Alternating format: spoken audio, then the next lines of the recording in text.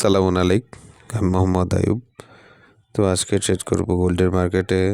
তো মার্কেটে একটু অ্যানালাইসিস করছি। তো আমি এখান থেকে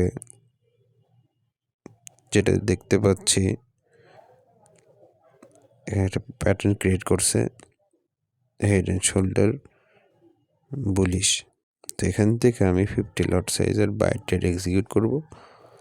শর্ট টাইম ফ্রেমে স্ক্যাল্পিং করব। শর্ট পজিশনে বিগ প্রফিট আসবে ইনশাল্লাহ। আমার প্রফিটটা টার্গেট রাখবো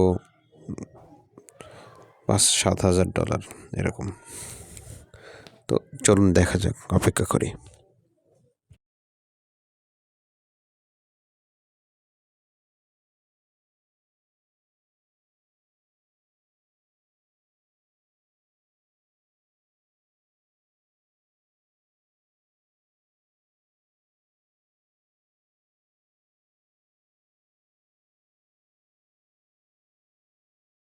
অলরেডি আবার $4,000 প্রফিট চলছে। আমার $7,000 টার্গেট, এবং আমার টার্গেটটা হিট করে ফেলছে।